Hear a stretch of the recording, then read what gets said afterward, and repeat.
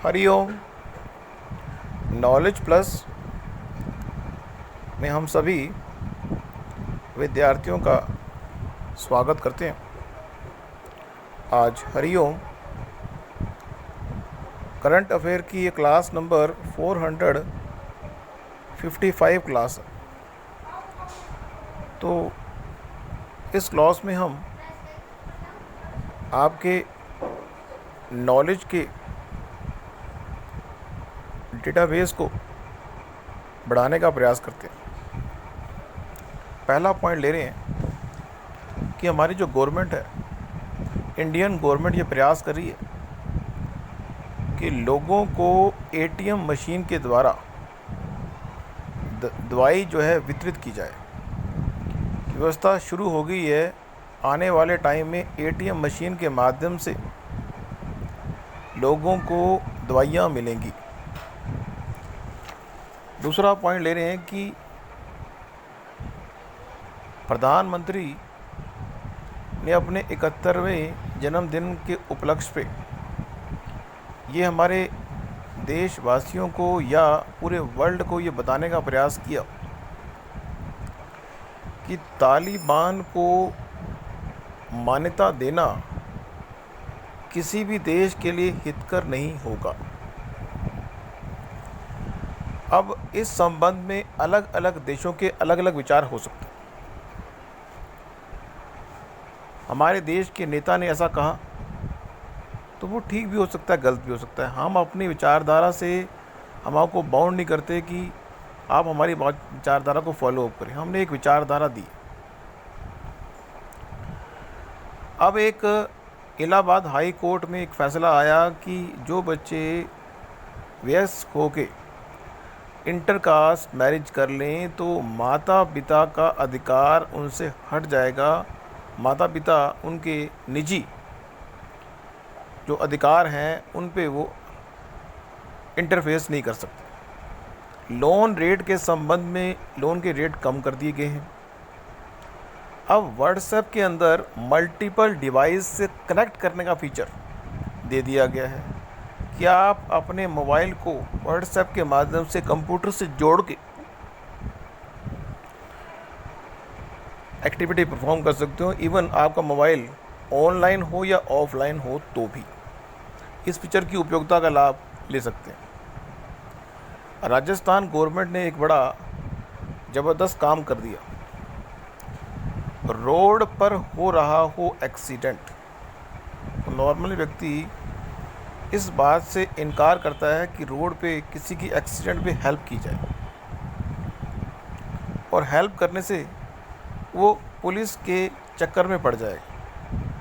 इस बात को ध्यान रखते हुए कि लोग जो हैं एक्सीडेंट वाले व्यक्ति की हेल्प करें, तो एक स्टेट की तरफ से पहल आई। राजस्थान गवर्नमेंट ने कहा कि अगर कोई व्यक्ति सड़क दुर्घटना पे किसी की हेल्प करेगा तो उसको 5,000 रुपये इनाम मिलेंगे और एक सर्टिफिकेट भी दिया जाएगा। हीरो जो कंपनी है, हीरो कंपनी जो मोटरसाइकिल बनाती है, उन्होंने कहा है कि हम 3,000 से 5,000 रेट बढ़ा रहे हैं, कीमतें बढ़ रही हैं। तो ये भी एक खबर है ताकि आप जल्दी से बाइक लेने की विचार रहे तो बाइक ले लें। राजस्थान के अंदर ही गवर्नमेंट ने ये ऐलान कर दिया है कि जितने भी स्कूल हैं उनकी रेटिंग की जाए, और रेटिंग करने के लिए उन स्कूल में पढ़ने वाले बच्चों के माता पिता उन स्कूल की रेटिंग करें।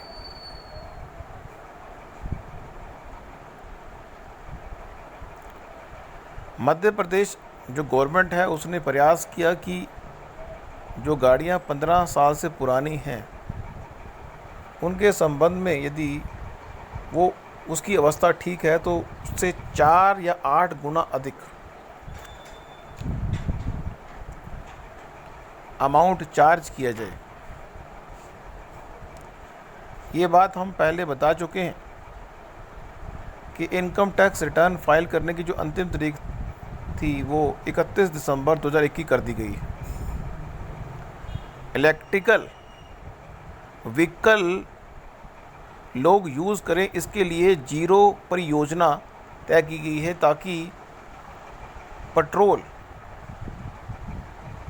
से लोग बच जाएं और इलेक्ट्रिकल वाहनों की ओर आ जाएं, शिफ्ट ओवर हो जाएं।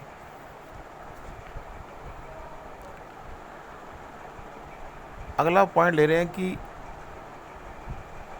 हमारे देश में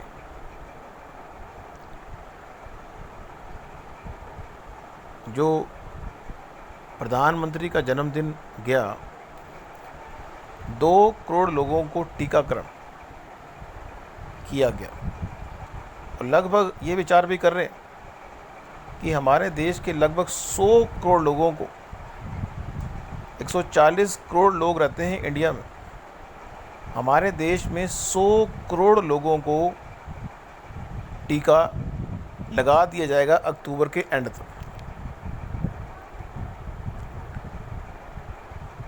बाकी जो अगला हम पॉइंट लें,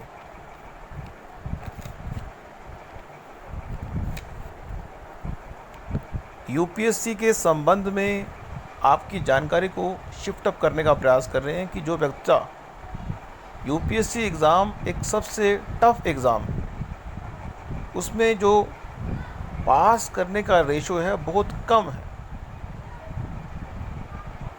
यूपीएससी एग्ज़ाम की यात्रा में अगर 1 लाख बच्चे हर साल पार्टिसिपेट कर रहे हैं, 1 लाख बच्चे, तो 1000 बच्चे ही उस यात्रा में अपने आप को सफलता प्राप्त होती है।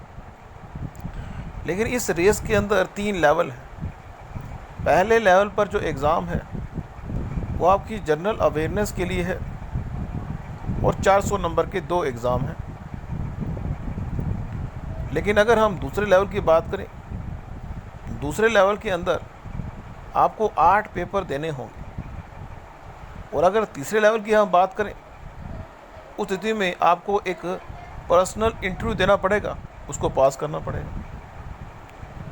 बाकी इस यूपीएससी एग्ज़ाम के लिए सबसे कम अगर उम्र की बात करें तो 21 साल, अगर क्वालिफ़िकेशन की बात करें तो आपका ग्रेजुएट होना ज़रूरी है, चाहे आप किसी भी स्ट्रीम से क्यों ना हो।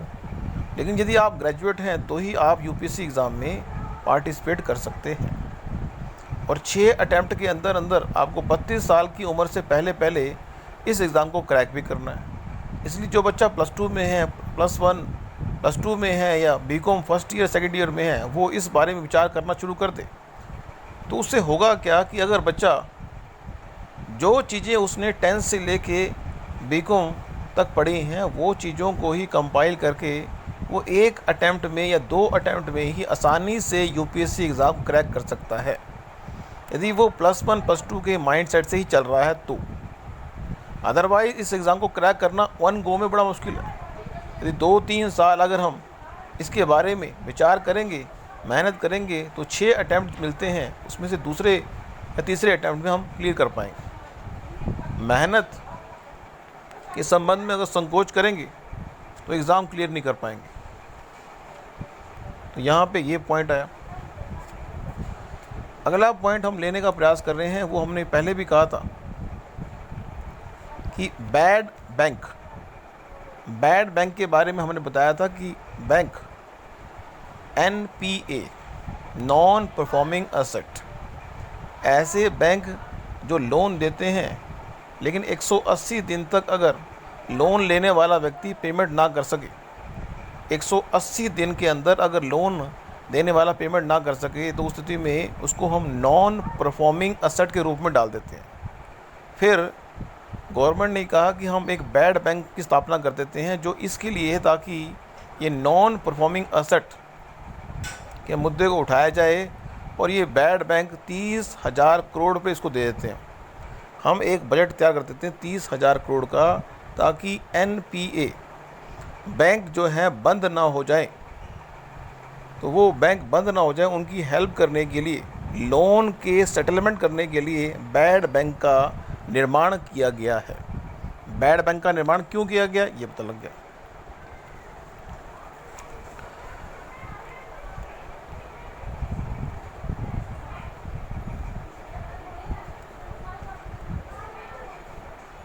अगले हम पॉइंट पे आ रहे हैं,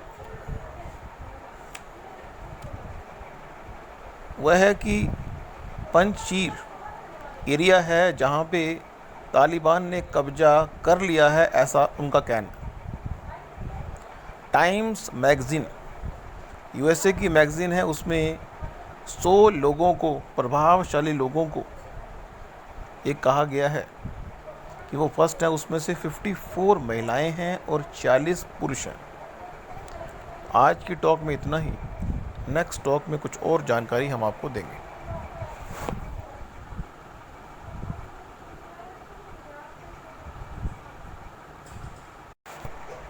हरिओम।